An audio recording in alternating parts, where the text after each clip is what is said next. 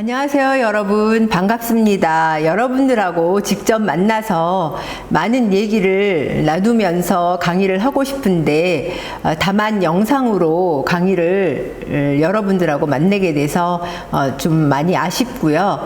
제가 오늘 여러분들하고 강의할 내용은 세계 문명과 함께 발전한 도자 예술의 대서사시라는 타이틀로 강의를 하겠습니다. 여러분들에게 모쪼록 좋은 시간이 되었으면 하는 바람이고요.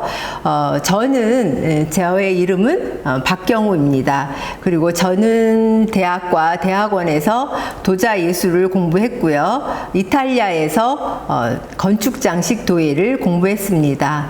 그리고 지금은 2001년부터 지금까지 군산대학교에서 도자 예술을 강의하고 있습니다. 여러분 만나뵙게 돼서 반갑습니다. 그러면 강의를 시작해 보도록 하겠습니다.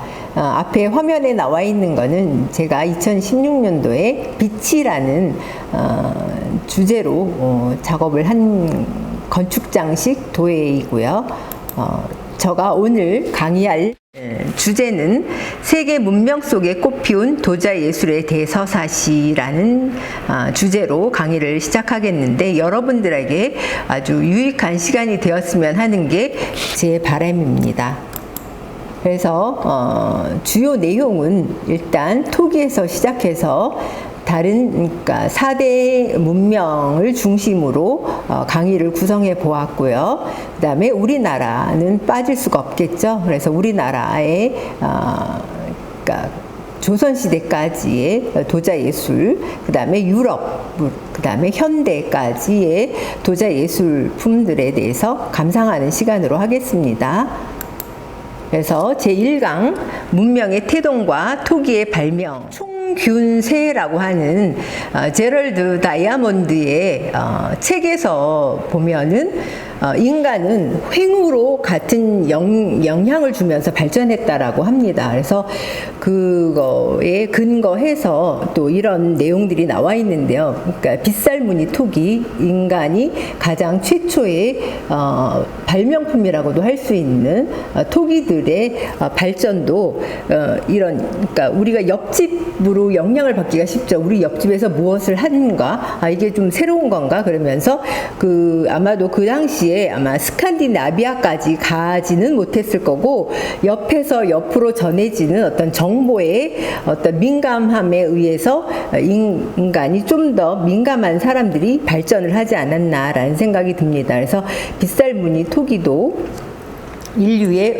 불의 발명과 함께 최초로 그러니까 제작되어진 그런 인류의 발명품이라고 할 수 있겠습니다.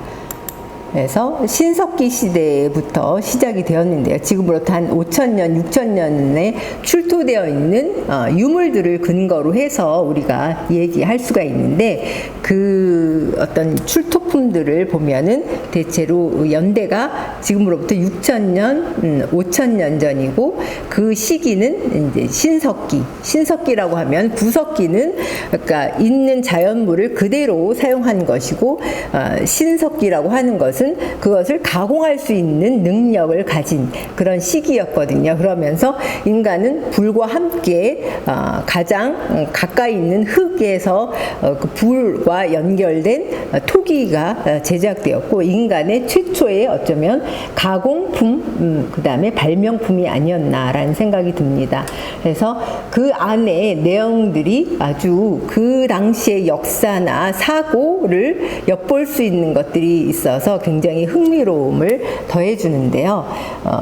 가장 많이 그러니까 담겨져 있는 내용들은 동물들이 많이 들어가 있는 그런 것들. 그래서 우리도 단군 신화에서 보면 곰을 섬기는 민족이 호랑이를 섬기는 민족을 이긴 어떤 그런 내용들을 중심으로 이루어진 거라고 예측하겠습니다.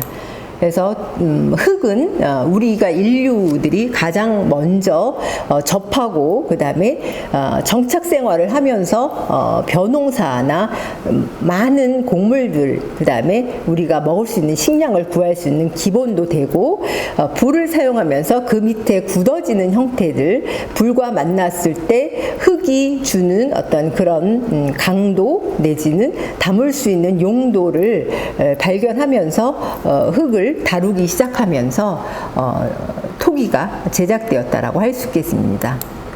그래서 초기에는 아마도 음식을 이제 불에다가 익혀 먹는 과정에서 그 밑바닥에 있는 흙의 어떤 형태, 굳어지는 형태, 강도를 주는 형태를 갖고 응용을 하게 되면서 어떤 그릇의 형태를 만들고 저장하거나 어떤 뭔가 기원을 드리는 제사 용기로 많이 사용되었다라고 할 수 있겠습니다.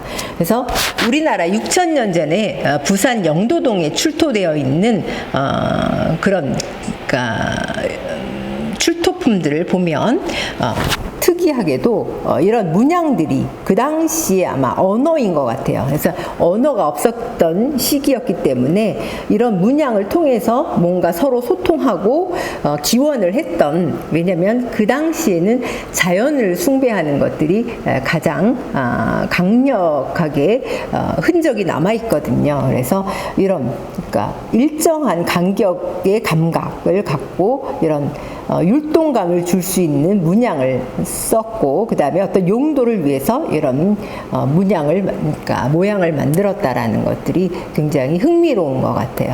그 다음에 뭐 이런 형태들도 있고요. 그래서 이번에는 좀 더 띠를 가늘게 하면서 뭔가 율동감이 좀 더 강렬하게 보여지는 낮지만 좀 더 강한 느낌이 있고요. 그 다음에 형태적으로는 또 이렇게 변형이 된, 그래서 이렇게 벌어졌을 때는 조금 이렇게 뭐를 담았을 때 쏟아지기가 쉬운 것을 좀 용도를 준 것 같아요. 그래서 좀 이렇게 구부려서 그 어떤 안정감을 꾀했던, 균형감을 꾀했던 그런 흔적을 볼 수가 있습니다. 그 다음에 암사동에 5,000년 전에 제작되었던 것으로 추정되는 빗살무늬 토기가 있는데요. 이것이 저는 가장 우리나라 한반도에서 그러니까 출토된 것 중에서 흥미로운 것이고 그 당시에 언어를 제가 느낄 수가 있는데요. 그 시기에는 태양을 숭배하던 그런 시기였습니다. 많은 다른 그러니까 유적품들을 근거로 해보면 태양을 섬기고 제사를 지내는 것을 많은 흔적들이 남겨 있는데요.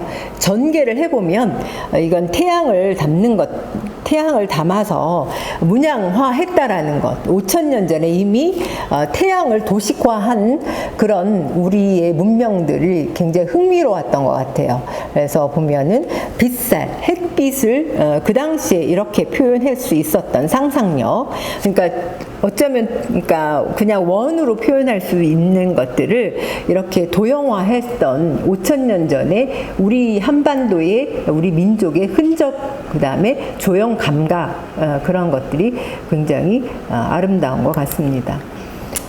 또 이미 5,000년 전에 그와 유사하게 그 당시에는 아마도 이렇게 음각을 하는 것들이 특징이었던 것 같아요. 그래서 바위에도 이렇게 흔적을 남기고 그 당시 이런 조형 감각들이 굉장히 뛰어난 것 같아요. 형태감을 완벽하게 표현해주고 옆면으로 해주었을 때 그 그러니까 어떤 물체들이 가장 정확하게 표현되어 있는데, 그래서 문양이 없는 경우에는 보통 이렇게 음각을 깊게 해주고 문양이 있는 경우에는 그 문양을 섬세하게 표현할 수 있었던 그런 흔적들을 볼 수가 있겠습니다. 그래서 또 기록에 보면은 고조선 시대에 이미 우리 훈민정음하고 유사한 언어를 사용하고 있었다라고도 하고 있고요. 그래서 지금으로부터 3,000년 전에는 이미 이런 우리 문자들이 존재하고 있었다라고 합니다.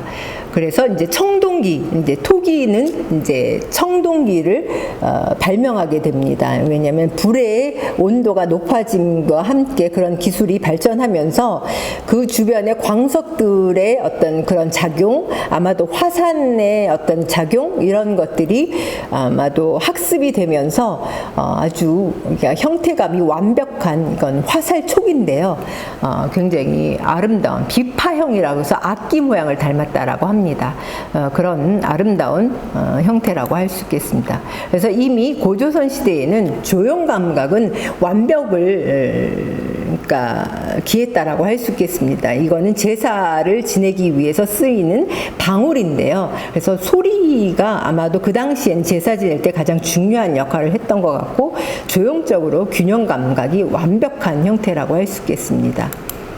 또 이것도 그 당시에 이제 토기는 일상용품으로 그냥 남아 있고요. 청동기가 굉장히 개발되었던 시기라고 할 수 있겠는데요. 지금으로부터 3000년 전에 한반도에는 그 당시에 또 문양들이 독특하게도 이건 왕을 상징하는 것들이었다라고 합니다. 그러니까 사슴이 옆모습으로 표현되어 있는데 이런 뿔이 있는 형태들, 그래서 이거는 아마도 왕이 제사를 지낼 때 썼던 그런 그릇이었다라고 추정할 수 있겠습니다.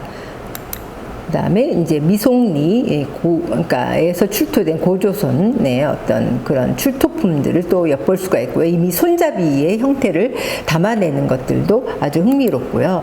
이제 청동기의 어떤 광풍이었다라고 할 수 있겠습니다. 그래서 청동기의 어떤 강건함, 견고성, 그다음에 형태적인 완벽한 불변성 그런 것들에 의해서 토기는 굉장히 많이 밀려났기 때문에 이제 토기는 청동기를 흉내내기 시작합니다. 그래서 광택을 주고 청동기화하는 그런 모습들을 이건 청동기 시대, 그러니까 3000년 전에 고조선 시대에 출토된 그런 유물들이라고 할 수 있겠고요. 충청도 지역에도 이제는 완전히 색감도 그 위에 입힌 거예요. 그래서 검게 해서 완전히 청동기화를 흉내낸 모방품 같은 그런 채색 항아리들이 등장을 하면서 제작되고 있습니다.